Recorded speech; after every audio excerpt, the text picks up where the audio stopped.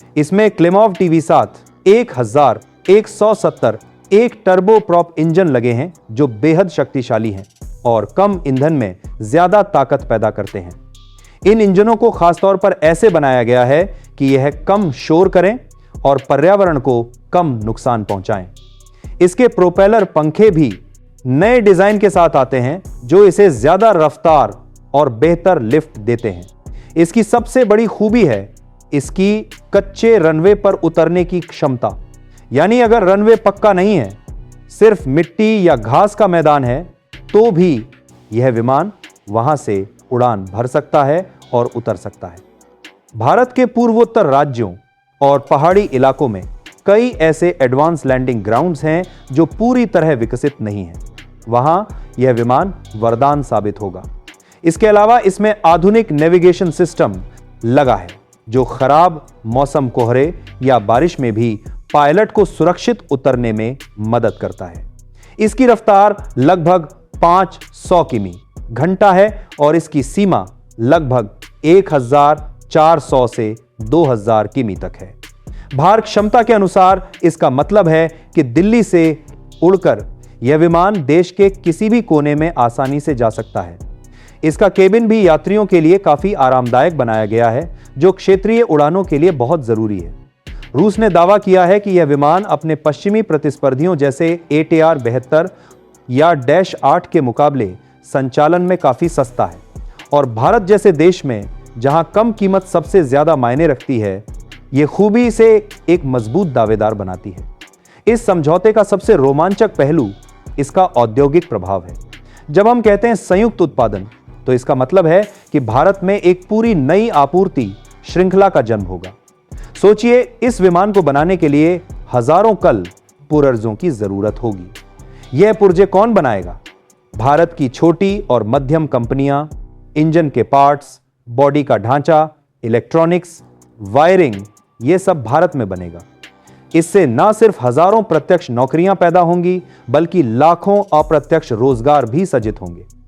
अगर दोस्तों आपको यह वीडियो रोचक और जानकारीपूर्ण लग रहा है तो तुरंत हमारे चैनल को सब्सक्राइब कर दीजिए, वीडियो को लाइक कीजिए और घंटी का बटन दबाना बिल्कुल मत भूलिए ताकि आपको हमारी हर नई अपडेट सबसे पहले मिले। और हां, इस वीडियो को अंत तक जरूर देखिए क्योंकि आगे हम आपको ऐसे राज और सच्चाइयों से रूबरू कराएंगे जो आपके सोचने का नजरिया ही बदल देंगे।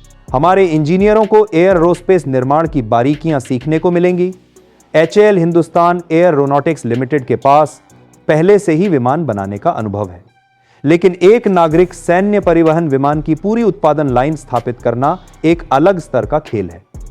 अगर यह समझौता होता है तो भारत में टाटा एयरबस प्रोजेक्ट के समानांतर एक और बड़ा एयरोस्पेस ढांचा खड़ा हो जाएगा। इससे भारत में स्वस्थ प्रतिस्पर्धा बढ़ेगी।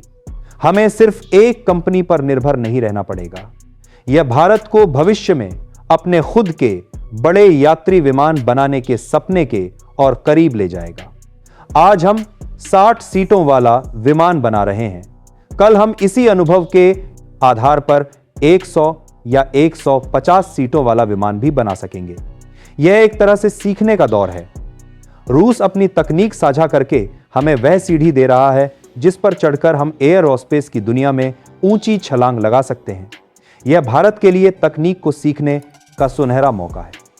अब जरा सीमा पार के हालातों पर नजर डालते हैं, जहां हमारा पड़ोसी चीन लगातार अपनी चालें चल रहा है। चीन ने तिब्बत और लद्दाख से सटे इलाकों में हवाई पट्टियों का जाल बिछा दिया है। वह जानता है कि युद्ध में रसद की आपूर्ति ही सबसे बड़ी ताकत होती है। ऐसे में भारत हाथ पर हाथ रखकर नहीं बैठ सकता। IL-14000 300 जैसे विमान हमें चीन की बराबरी करने ही नहीं बल्कि उससे एक कदम आगे निकलने का मौका देंगे, क्योंकि चीन के पास भी इस श्रेणी में इतने सक्षम और हर मौसम में मार करने वाले विमानों की कमी है।